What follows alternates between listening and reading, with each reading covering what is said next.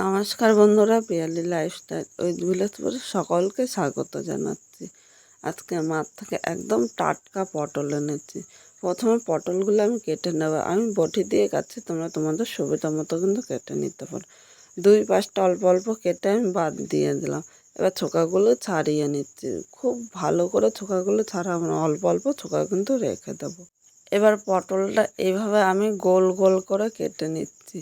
আমি এইভাবে পটলটা কেটে নিচ্ছি, তোমরা তোমাদের ইচ্ছে মতো কিন্তু পটলটা কেটে নিতে পারো, কিন্তু এইভাবে গোল গোল করে কাটতে কিন্তু দেখতে খুব ভালো লাগবে। প্রথমে এইভাবে পটলটা পরিষ্কার করে সব পটলগুলো একইভাবে কেটে নেব।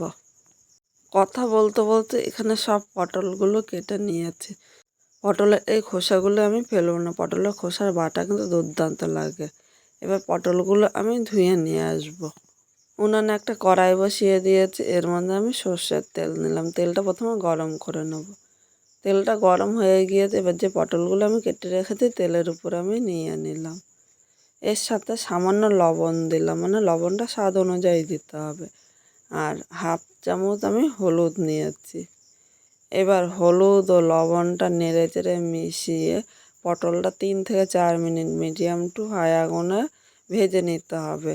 এখন কিন্তু একদম আস্তে আগুন দিলে পটলটা একদম গলে যাবে, তা একটু জোরে মানে হাই আগুনে পটলগুলো এইভাবে আমি 3 থেকে 4 মিনিট ভেজে নেব। আর এই পটলটা ভাজতে ভাজতে আমি একটা মশলা তৈরি এখানে করে 3 নেব। কোয়া আদা নিয়ে 3টা কাঁচা পাকা লঙ্কা, আপনারা ঝাল যেরকম খাবেন সেই হিসাবে লঙ্কাটা নিয়ে নেবেন। 1 চামচ জিরা, এর উপরে সামান্য একটু জল দিয়ে এবার আদা লঙ্কা ও জিরা একসাথে আমি বেটে নেব। বন্ধুরা, এখানে মশলাটা বাটা হয়ে গিয়েছে। আর পাটায় যতটা মিহি বাটবে মিক্সচারে কিন্তু ততটা মিহি হয় না। পাটায় বাটার মশলা স্বাদই আলাদা।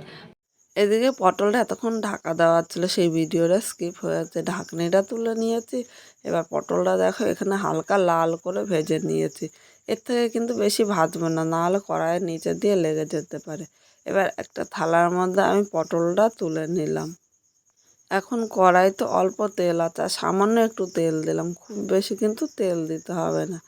তেলটা এবার একটু গরম করে নিয়েছি। এবার এর মধ্যে আমি দেখা একটা তেজপাতা ও একটা শুকনো লঙ্কা সম্বাদ দিলাম। এর সাথে গরম মশলা মানে এলাচ, দারচিনি ও লবঙ্গ দিয়েছি। এলাচটা দেওয়ার আগে ভালো করে ফাটিয়ে নিতে হবে। এবার এই জায়গায় যে মশলা মানে আদা লঙ্কা জিরাটা বেঁধে রেখেছিলাম, সেই মশলাটা এর মধ্যে নিয়ে নিলাম। বাটির মধ্যে অল্প মশলা লেগেছে, বাটিটা দিয়ে সামান্য জল দিয়েছি। এর সাথে মাঝারি সাইজের একটা টমেটো দিয়েছি ও আন্দাজ মতো লবণ দিয়েছি, আর হাফ চামচ আমি হলুদ দিলাম। এবার হলুদ ও লবণটা নেড়ে চেড়ে মিশিয়ে মশলাটা আমি কষিয়ে নেব। মশলা থেকে যতক্ষণ না কাঁচা গন্ধ বেরোয় ততক্ষণই কিন্তু কষাতে হবে। আর মশলা কষাতে কষাতে মশলার সাথে টমেটোটা কিন্তু খুব সুন্দরভাবে মিশে যাবে। এখন আমি আর জল দেবো না, কারণ বারবার জল দিলে মশলা কষানোটা কিন্তু ভালো হবে না।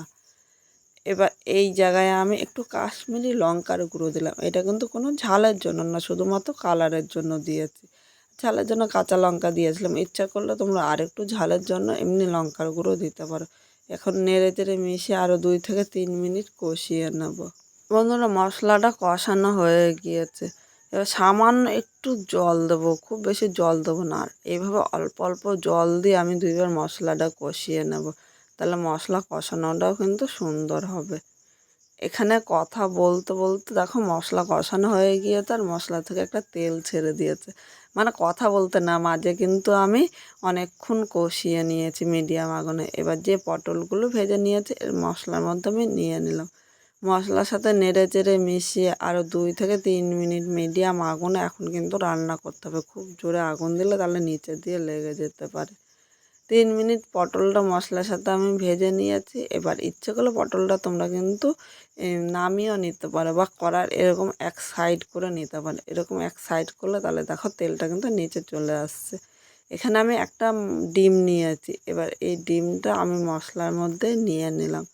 এখন আমি ডিমটা এইভাবে নেড়ে চেড়ে একটা ভুজিয়ার মতো ভেজে নেব। আমি প্রথমে বলেছিলাম যে ইচ্ছে করলে তোমরা পটলটা নামিয়ে নিতে পারো, বা এইভাবে কিন্তু সাইড করেও নিতে পারো। ডিমটা ভাজা হয়ে গিয়েছে। এবার পটলের সাথে ডিমটা আমি নেড়ে চেড়ে মিশিয়ে আরও 2 থেকে 3 মিনিট মিডিয়াম আগুনে আমি ভেজে নেব। অবশ্যই তোমরা চেষ্টা করবে আগুনটা কিন্তু একটু মিডিয়াম দিতে। পটলটা নেড়ে চেড়ে মিশিয়ে নিয়েছি। এবার এই জায়গায় অল্প একটু উষ্ণ গরম জল দিলাম। অবশ্যই তোমরা চেষ্টা করো উষ্ণ গরম জল দিতে, খুব বেশি জল দেবো না। এবার ঢাকা দিয়ে 3 থেকে 4 মিনিট আমি রান্না করে নেবো। 4 মিনিট পর আবার চলে এসেছে, এখানে দেখো জলটা কিন্তু পুরো টেনে নিয়েছে আর পটলটাও কিন্তু সেদ্ধ হয়ে গিয়েছে। এখন নেড়ে চেড়ে মিশিয়ে আরও 2 থেকে 3 মিনিট রান্না করে নেবো। আর এইভাবে রান্না করলে গরম ভাত বা রুটি পরোটার সাথে দুর্দান্ত লাগে। আজকে একদম নতুন একটা রেসিপি তোমাদের সাথে শেয়ার করলাম। ডিম পটলটা ভাজা হয়ে গিয়েছে। এবার আমি প্রথমে কিন্তু গরম মশলা সম্বাদ দিয়েছি, তাই আলাদা করে দেবো না। এখানে আমি একটু ঘি নিয়ে এর সাথে নেড়ে চেড়ে মিশিয়ে নিলাম। 1 মিনিট স্ট্যান্ডিং টাইমে রেখে সাথে সাথে নামাবো না। 1 মিনিট পর একটা পাত্রের মধ্যে আমি নামিয়ে নিলাম। আজকে যেইভাবে আমি এই পটলটা রান্না করেছি তোমরা যদি সেইভাবে রান্না করো, খেয়ে কীরকম লাগলো কমেন্ট করো, জানাতে কিন্তু ভুলো না। নতুন কোনো বন্ধু যদি আমার ভিডিওটি দেখতে আসো, ভালো লাগলে একটা লাইক শেয়ার ও কমেন্ট করো, সাবস্ক্রাইব করে আমার পাশে থেকো, যাতে এরকম আরও নতুন নতুন ভিডিও আপলোড করার পুরো সাথে সাথে আপনার কাছে পৌঁছিয়ে যায়। পুরো ভিডিওটা দেখার জন্য তোমাদের অসংখ্য ধন্যবাদ।